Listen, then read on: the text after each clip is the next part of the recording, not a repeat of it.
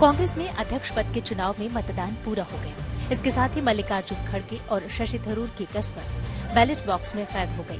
9900 delegates में से करीब 9,500 डेलीगेट्स ने अपने मताधिकार का प्रयोग किया, जिसमें सोनिया गांधी से लेकर मनमोहन सिंह तक शामिल रहे। राहुल गांधी ने कर्नाटक में वोट डाला। सारे राज्यों से बैलेट बॉक्स को कल तक दिल्ली लाया जाएगा और 19 अक्टूबर को नतीजों का ऐलान होगा। अध्यक्ष पद के लिए मतदान के बीच अशोक गहलोत ने एक बार फिर राजस्थान की कुर्सी पर दावेदारी ठोक दी। उन्होंने इशारों में सचिन पायलट पर तंज कसा और कहा कि जिन्हें बिना रगड़ाई पद मिल गए वो देश में फितूर कर रहे हैं। जब कांग्रेस के अच्छे दिन आएंगे तो इनके दिन भी अच्छे आएंगे, कोई रोक नहीं सकता।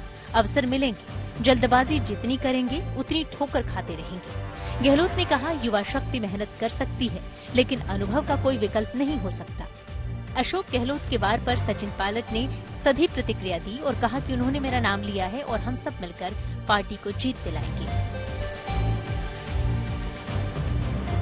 प्रधानमंत्री नरेंद्र मोदी ने पीएम किसान सम्मान निधि योजना की 12वीं किस्त जारी कर दी। इसके तहत 8 करोड़ से ज्यादा किसानों के खातों में 16,000 करोड़ रुपए ट्रांसफर किए गए। इस योजना के तहत किसानों के खाते में एक साल में 2-2 हजार रुपए की 3 किस्त जारी की जाती है।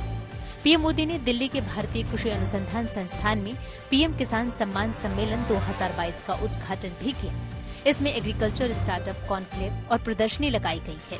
पीएम किसान सम्मान सम्मेलन का मकसद देश भर के 13,500 से ज्यादा किसानों और करीब 1,500 कृषि स्टार्टअप को एक साथ लाना है। समाजवादी पार्टी के संस्थापक और यूपी के पूर्व मुख्यमंत्री मुलायम सिंह यादव की अस्थियां पूरे विधि विधान के साथ गंगा में विसर्जित कर दी गई। मुलायम सिंह की अस्थियों को लेकर अखिलेश यादव अपने पूरे परिवार के साथ हरिद्वार पहुंचे थे। अस्थि विसर्जन के बाद अखिलेश यादव ने गंगा में स्नान किया। नेताजी की अस्थियों को हर की पौड़ी पर विसर्जित किया जाना था, मगर वार्षिक रखरखाव के चलते गंगा की धारा को बंद किया गया है, लिहाजा चंडी घाट पर मुख्य गंगा में अस्थियों को विसर्जित किया गया। मुंबई के अंधेरी ईस्ट उपचुनाव में उस वक्त बड़ा मोड़ आया जब नामांकन दाखिल करने के आखिरी दिन बीजेपी उम्मीदवार ने अपना नाम वापस ले लिया। दरअसल महाराष्ट्र नवनिर्माण सेना के मुखिया राज ठाकरे ने डिप्टी सीएम देवेंद्र फडणवीस को चिट्ठी लिखकर गुजारिश की थी कि बीजेपी अंधेरी ईस्ट से किसी उम्मीदवार को मैदान में न उतारे। बीजेपी अपने फैसले को महाराष्ट्र का संस्कार बता रही है तो उद्धव गुट वाली शिवसेना इसे बीजेपी की हार बता रही है। चुनाव की तारीखों का ऐलान होते ही हिमाचल प्रदेश की सियासत तेज हो गई। बीजेपी ने उम्मीदवारों के नामों को अंतिम रूप देने की प्रक्रिया शुरू कर दी। इसके लिए हरियाणा भवन में हिमाचल बीजेपी की कोर कमेटी की बैठक हुई।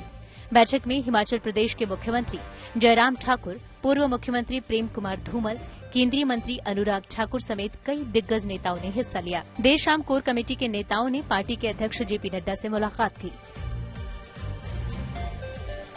इलाहाबाद हाईकोर्ट में वाराणसी की ज्ञानवापी मस्जिद इंतजामिया कमेटी की याचिका पर सुनवाई हुई। कमेटी ने जवाब के लिए समय मांगा। अगली सुनवाई 19 नवंबर को होगी। इलाहाबाद हाईकोर्ट ने मामले की सुनवाई करते हुए वाराणसी जिला जज को निर्देश दिया है कि वो केस से जुड़े सारे रिकॉर्ड की कॉपी अगली सुनवाई पर उपलब्ध करवाएं।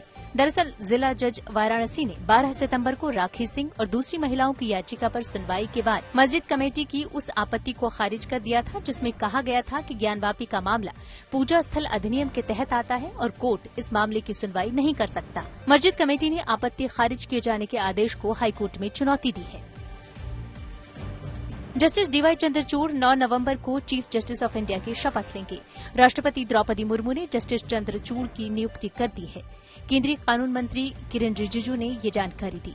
जस्टिस चंद्रचूड़ देश के 50वें सीजेआई होंगे। उनका कार्यकाल 10 नवंबर 2024 तक होगा। वो जस्टिस यूयू ललित का स्थान लेंगे, जो 8 नवंबर को रिटायर हो रहे हैं।